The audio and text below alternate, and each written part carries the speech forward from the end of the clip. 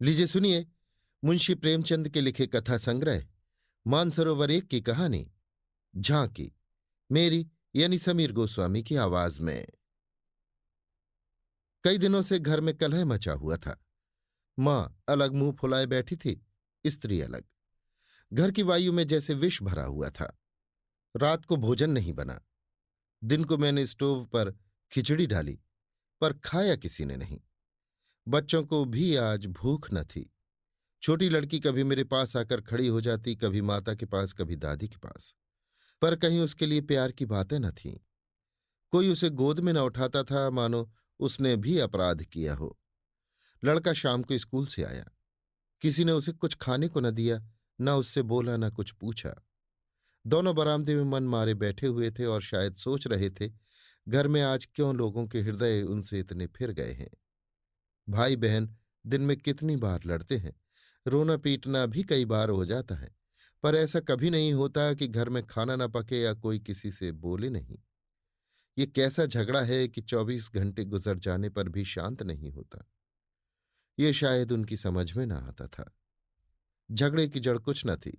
अम्मा ने मेरी बहन के घर तीज भेजने के लिए जिन सामानों की सूची लिखाई, वो पत्नी जी को घर की स्थिति देखते हुए अधिक मालूम हुई। अम्मा खुद समझदार हैं। उन्होंने थोड़ी बहुत काट छांट कर दी थी, लेकिन पत्नी जी के विचार से और काट छांट होनी चाहिए थी। 5 साड़ियों की जगह 3 रहें तो क्या बुराई है। खिलौने इतने क्या होंगे, इतनी मिठाई की क्या जरूरत। उनका कहना था, जब रोजगार में कुछ मिलता नहीं, दैनिक कार्यों में खींचतान करनी पड़ती है, दूध घी के बजट में तकलीफ हो गई, तो फिर तीजे में क्यों इतनी उदारता की जाए। पहले घर में दिया जलाकर तब मस्जिद में जलाते हैं, ये नहीं कि मस्जिद में तो दिया जला दें और घर अंधेरा पड़ा रहे। इसी बात पर सास बहू में तकरार हो गई। फिर शाखें फूट निकली। बात कहां से कहां पहुंची। गड़े हुए मुर्दे उखाड़े गए। अन्योक्तियों की बारी आई। व्यंग्य का दौर शुरू हुआ और मौनालंकार पर समाप्त हो गया। मैं बड़े संकट में था।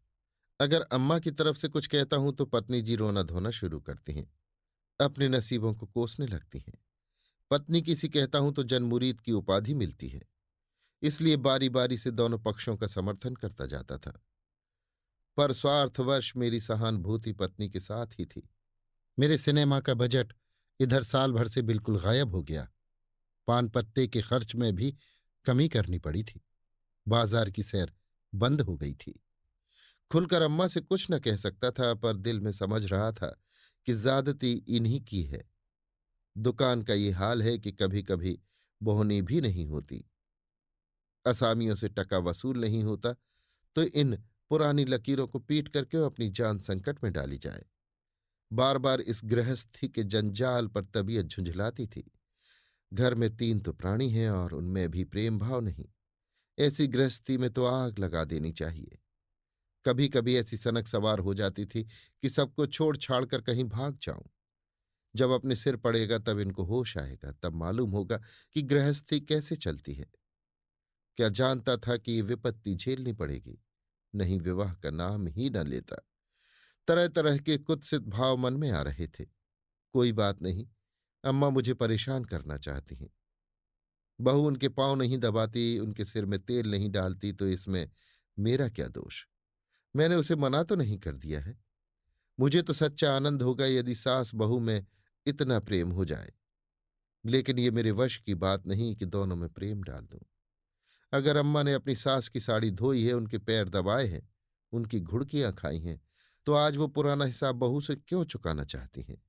उन्हें क्यों नहीं दिखाई देता कि अब समय बदल गया है। बहुएं अब भयवश सास की गुलामी नहीं करती। प्रेम से चाहे उनके सिर के बाल नोच लो, लेकिन जो रौब दिखाकर उन पर शासन करना चाहो, तो वो दिन लद गए। सारे शहर में जन्माष्टमी का उत्सव हो रहा था। मेरे घर में संग्राम छिड़ा हुआ था। संध्या हो गई थी, पर घर अंधेरा पड़ा था। मनहूसियत छाई हुई थी। मुझे अपनी पत्नी पर क्रोध आया। लड़ती हो लड़ो, लेकिन घर में अंधेरा क्यों रखा है। जाकर कहा, क्या आज घर में चिराग न जलेंगे। पत्नी ने मुंह फुलाकर कहा, जला क्यों नहीं लेते, तुम्हारे हाथ नहीं है। मेरी देह में आग लग गई। बोला, तो क्या जब तुम्हारे चरण नहीं आए थे तब घर में चिराग न जलते थे? अम्मा ने आग को हवा दी। नहीं, तब तो सब लोग अंधेरे ही में पड़े रहते थे। पत्नी जी को अम्मा की इस टिप्पणी ने जामे के बाहर कर दिया। बोली, जलाते होंगे मिट्टी की कुप्पी, लालटेन तो मैंने नहीं देखी। मुझे इस घर में आए 10 साल हो गए। मैंने डांटा, अच्छा चुप रहो, बहुत बड़ो नहीं। ओहो, तुम तो ऐसे डांट रहे हो जैसे मुझे मोल लाए हो। मैं कहता हूं चुप रहो। क्यों चुप रहूं? अगर एक कहोगे तो दो सुनोगे। इसी का नाम पतिव्रत है। जैसा मुंह होता है वैसे ही बीड़े मिलते हैं। मैं परास्त होकर बाहर चला आया और अंधेरी कोठरी में बैठा हुआ उस मनहूस घड़ी को कोसने लगा जब इस कुलच्छनी से मेरा विवाह हुआ था। इस अंधकार में भी 10 साल का जीवन सिनेमा चित्रों की भांति मेरे नेत्रों के सामने दौड़ गया। उसमें कहीं प्रकाश की झलक न थी, कहीं स्नेह की मृदुता न थी। सहसा मेरे पंडित जयदेव जी ने द्वार पर पुकारा। अरे, आज ये अंधेरा क्यों कर रखा है जी? कुछ सूझता ही नहीं कहाँ हो? मैंने कोई जवाब न दिया। सोचा, ये आज कहाँ से आकर सिर पर सवार हो गए। जयदेव ने फिर पुकारा। अरे कहाँ हो भाई, बोलते क्यों नहीं? कोई घर में है या नहीं? कहीं से कोई जवाब न मिला। जयदेव ने द्वार को इतनी जोर से झिंझोड़ा कि मुझे भय हुआ कहीं दरवाजा चौखट बाजू समेत गिर न पड़े। फिर भी मैं बोला नहीं। उनका आना खल रहा था। जयदेव चले गए। मैंने आराम की सांस ली। बारे शैतान टला, नहीं घंटों सिर खाता। मगर 5 ही मिनट में फिर किसी के पैरों की आहट मिली और अब की टॉर्च के तीव्र प्रकाश से मेरा सारा कमरा भर उठा। जयदेव ने मुझे बैठे देखकर कुतूहल से पूछा, तुम कहाँ गए थे जी? घंटों चीखा, किसी ने जवाब तक न दिया। ये आज क्या मामला है, चिराग क्यों नहीं जले? मैंने बहाना किया, क्या जाने मेरे सिर में दर्द था। दुकान से आकर लेटे तो नींद आ गई। अरे सोए तो घोड़ा बेचकर, मुर्दों से शर्त लगाकर। हाँ यार, नींद आ गई। मगर घर में चिराग तो जलाना चाहिए था, या उसका रिट्रेसमेंट कर दिया। आज घर में लोग व्रत से हैं, हाथ खाली ना होगा। खैर चलो, कहीं झांकी देखने चलते हो? सेठ घूरेमल के मंदिर में ऐसी झांकी बनी है कि देखते ही बनता है। ऐसे ऐसे शीशे और बिजली के सामान सजाए हैं कि आंखें झपक उठती हैं। सिंहासन के ठीक सामने ऐसा फव्वारा लगाया है कि उसमें से गुलाब जल की फुहारें निकलती हैं। मेरा तो चोला मस्त हो गया। सीधे तुम्हारे पास दौड़ा चला आ रहा हूं। बहुत झांकियां देखी होंगी तुमने, लेकिन ये और ही चीज है। आलम फटा पड़ता है। सुनते हैं दिल्ली से कोई चतुर कारीगर आया है, ये उसी की करामात है। मैंने उदासीन भाव से कहा, मेरी तो जाने की इच्छा नहीं है भाई, सिर में जोर का दर्द है। तब तो जरूर चलो, दर्द भाग ना जाए तो कहना। तुम तो यार बहुत दिक करते हो। इसी मारे में चुपचाप पड़ा था कि किसी तरह ही बला टले, लेकिन तुम तो सिर पर सवार हो गए। कह दिया मैं ना जाऊंगा, और मैंने कह दिया मैं जरूर ले चलूंगा। मुझ पर विजय पाने का मेरे मित्रों को बहुत आसान नुस्खा याद है। यों हाथापाई धींगा मुश्ती धौल धप्पे में किसी से पीछे रहने वाला नहीं हूं। लेकिन किसी ने मुझे गुदगुदाया और परास्त हुआ। फिर मेरी कुछ नहीं चलती। मैं हाथ जोड़ने लगता हूं, घिघियाने लगता हूं और कभी कभी रोने भी लगता हूं। जयदेव ने वही नुस्खा आजमाया और उसकी जीत हो गई। संधि की वही शर्त ठहरी कि मैं चुपके से झांकी देखने चला चलूं। सेठ घूरेलाल उन आदमियों में है जिनका प्रातः को नाम ले लो तो दिन भर भोजन न मिले। उनके मक्खी चूसने की सैकड़ों ही दंत कथाएं नगर में प्रचलित हैं।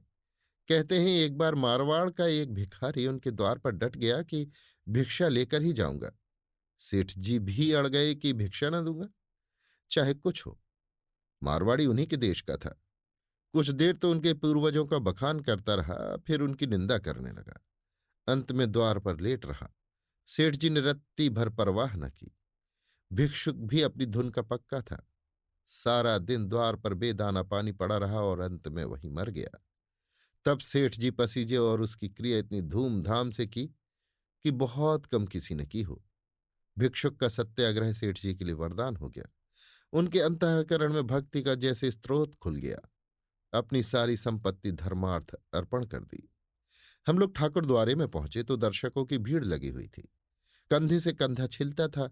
आने और जाने के मार्ग अलग थे। फिर भी हमें आध घंटे के बाद भीतर जाने का अवसर मिला। जयदेव सजावट देख देख कर लोटपोट हुए जाते थे, पर मुझे ऐसा मालूम होता था कि इस बनावट और सजावट के मेले में कृष्ण की आत्मा कहीं खो गई है। उनकी वो रत्न जटित बिजली से जगमगाती मूर्ति देखकर मेरे मन में ग्लानि उत्पन्न हुई। इस रूप में भी प्रेम का निवास हो सकता है? मैंने तो रत्नों में दर्प और अहंकार ही भरा देखा है। मुझे उस वक्त यही याद न रही कि ये एक करोड़पति सेठ का मंदिर है और धनी मनुष्य धन में लौटने वाले ईश्वर की ही कल्पना कर सकता है। धनी ईश्वर में ही उसकी श्रद्धा हो सकती है।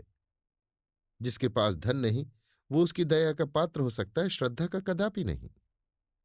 मंदिर में जयदेव को सभी जानते हैं। उन्हें तो सभी जगह सभी जानते हैं। मंदिर के आंगन में संगीत मंडली बैठी हुई थी। केलकर जी अपने गंधर्व विद्यालय के शिष्यों के साथ तंबूरा लिए बैठे थे। पखावज, सितार, सरोद, वीणा और जाने कौन कौन बाजे, जिनके नाम भी मैं नहीं जानता, उनके शिष्यों के पास थे। कोई गीत बजाने की तैयारी हो रही थी। जयदेव को देखते ही केलकर जी ने पुकारा। मैं भी तो फैल में जा बैठा। एक क्षण में गीत शुरू हुआ। समा बंध गया। जहां इतना शोरगुल था कि तोप की आवाज भी न सुनाई देती, वहां जैसे माधुर्य के उस प्रवाह ने सब किसी को अपने में डुबा लिया। जो जहां था वहीं मंत्रमुग्ध सा खड़ा था। मेरी कल्पना कभी इतनी सचित्र और सजीव न थी। मेरे सामने न वो बिजली की चकाचौंध थी, न वो रत्नों की जगमगाहट, न वो भौतिक विभूतियों का समारोह। मेरे सामने वही यमुना का तट था, गुल्मलताओं का घूंघट मुंह पर डाले हुए। वही मोहनी गौएं थी, वही गोपियों की जल क्रीड़ा, वही वंशी की मधुर ध्वनि, वही शीतल चांदनी और वही प्यारा नंद किशोर, जिसकी मुख छवि में प्रेम और वात्सल्य की ज्योत थी, जिसके दर्शनों ही से हृदय निर्मल हो जाते थे। मैं इसी आनंद विस्मृति की दशा में था कि कंसर्ट बंद हो गया और आचार्य केलकर के एक किशोर शिष्य ने ध्रुपद अलापना शुरू किया। कलाकारों की आदत है कि शब्दों को कुछ इस तरह तोड़ मरोड़ देते हैं कि अधिकांश सुनने वालों की समझ में नहीं आता कि क्या गा रहे हैं। इस गीत का एक शब्द भी मेरी समझ में न आया, लेकिन कंठ स्वर में कुछ ऐसा मादकता भरा लालित्य था कि प्रत्येक स्वर मुझे रोमांचित कर देता था। कंठ स्वर में इतनी जादू भरी शक्ति है, इसका मुझे आज कुछ अनुभव हुआ। मन में एक नए संसार की सृष्टि होने लगी, जहां आनंद ही आनंद है, प्रेम ही प्रेम, त्याग ही त्याग। ऐसा जान पड़ा दुख केवल चित्त की एक वृत्ति है, सत्य केवल आनंद। एक स्वच्छ करुणा भरी कोमलता जैसे मन को महसूस होने लगी। ऐसी भावना मन में उठी कि वहां जितने सज्जन बैठे हुए हैं, सब मेरे अपने हैं, अभिन्न हैं। फिर अतीत के गर्भ से मेरे भाई की स्मृति मूर्ति निकल आई। मेरा छोटा भाई बहुत दिन हुए मुझसे लड़कर घर की जमा जथा लेकर रंगून भाग गया था और वहीं उसका देहांत हो गया था। उसके पाश्विक व्यवहारों को याद करके मैं उन्मत्त हो उठता था।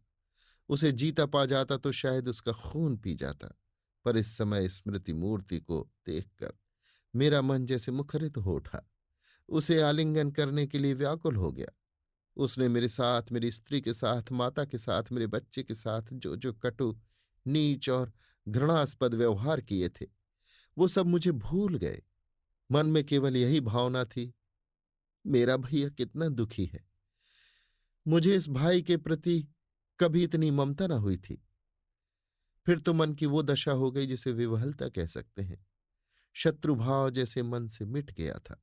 जिन जिन प्राणियों से मेरा बैर भाव था, जिनसे गाली गलौच, मारपीट, मुकदमाबाजी सब कुछ हो चुकी थी, वो सभी जैसे मेरे गले में लिपट लिपट कर हंस रहे थे। फिर विद्या यानी पत्नी की मूर्ति मेरे सामने आ खड़ी हुई। वो मूर्ति जिसे 10 साल पहले मैंने देखा था।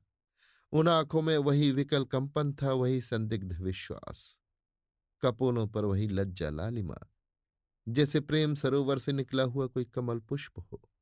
वही अनुराग, वही आवेश, वही याचना भरी उत्सुकता, जिसमें मैंने उस ना भूलने वाली रात को उसका स्वागत किया था, एक बार फिर मेरे हृदय में जाग उठी। मधुर स्मृतियों का जैसे स्रोत सा खुल गया। जी ऐसा तड़पा कि इसी समय जाकर विद्या के चरणों पर सिर रगड़ कर रोऊं और रोते रोते बेसुध हो जाऊं। मेरी आंखें सजल हो गईं। मेरे मुंह से जो कटु शब्द निकले थे, वो सब जैसे मेरे ही हृदय में गड़ने लगे। इसी दशा में जैसे ममतामयी माता ने आकर मुझे गोद में उठा लिया। बालपन में जिस वात्सल्य का आनंद उठाने की मुझ में शक्ति न थी, वो आनंद आज मैंने उठाया।